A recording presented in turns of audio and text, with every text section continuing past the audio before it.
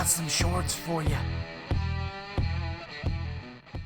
A little bit. The only thing that's been really grinding my gears, my TED Talk for the episode, is the in my opinion, the attack on female sports right now.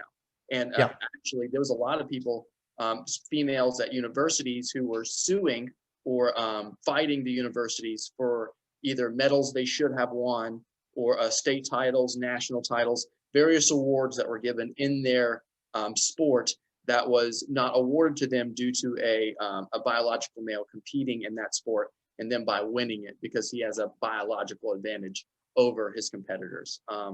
And it was referred, and Biden just kind of threw it back to the universities and said, it's up to you. You know, we have to start restructuring what we are allowed and how far we want to push the line to saying, you know, I got no problem with it. If you want to live your life anyway, I got no problem with it. Whether you're trans, whether you're gay, it doesn't bother me whatsoever.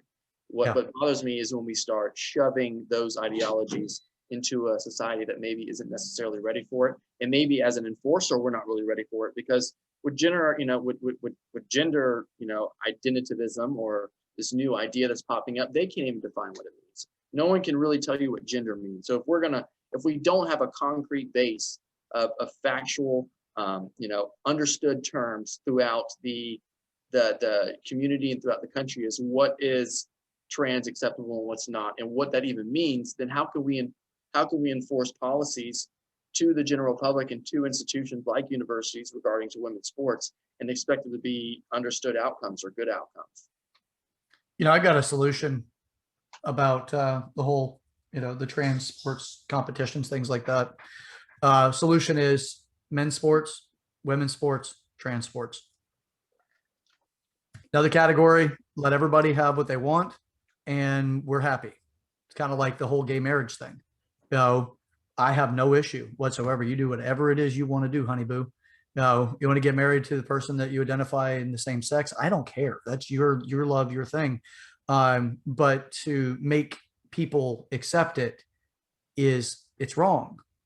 But to just live your life and accept yourself, that's something that I support. So if you want to go that route, I'm not okay with, this individual. We have, just consider this. We have a trans female MMA fighter who has fractured 2 women's skulls in MMA, and this person's name is Fallon Fox. This individual actually has they ravel, or she, or whatever, ravels in the fact that it's just dominating the sport. Well, we would not want to sit by idly and allow, just somebody beating the living daylights out of a woman. But yet with this, we're going to have so many people get behind it and be like, oh, it's so brave. It's a transgender woman to man, or man to woman, that is beating the living daylights out of a woman. And we're like, oh, it's so brave.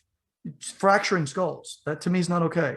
Put the entire division in, say, you know what, this is the trans MMA fighters. And then let them go at it and let them do whatever it is they want to do. Fight away, but don't take it away from women's sports. And you've noticed that we don't see the trans females going against men. No, it's the other way. Yeah. So that's where, if we want a solution, there it is. Have it. I don't care, and let that take its own economy. If nobody tunes in, nobody tunes in. People tune in, fantastic.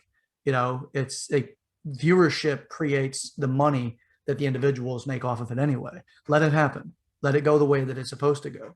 Right now, there's the shock and awe, but for how long before people stop watching? And then the women's sports as a whole takes a major hit, not just the fact there's an advantage because somebody's allowed to compete in that is obviously far more capable in that competition. Now you have these individuals, just dominating across the board. Before you know it, everybody's going to be like, I'm not interested in watching this anymore. I don't want to watch the train wreck of women getting their skulls fractured.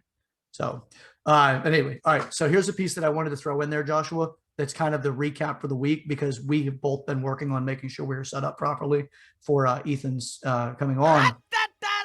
So here is this week, as concise as I can make it.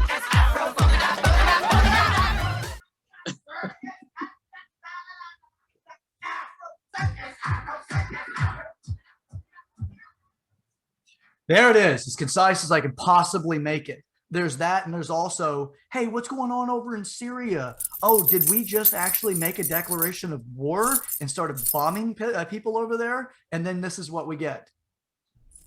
We got no, we're going to sign this stuff into law, and you don't have to worry about that. And look over here, look over here. Oh wait, Joshua, don't look at Syria. Don't look at no over here, over here, and then you get this.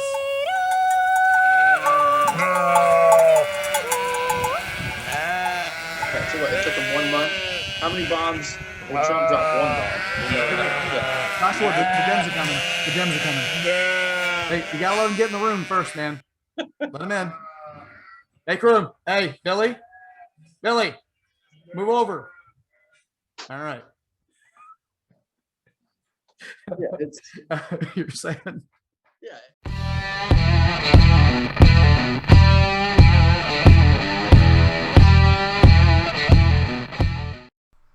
If you like those little shorts, baby, you're going to want to check out the full-length episode and get your full fill in on YouTube and Rumble under Waking the People. Don't forget, subscribe, like it, share it with your friends, hit the bell notification whenever you know we're about to get into some action. Talk to y'all later. Stay up, Patriots.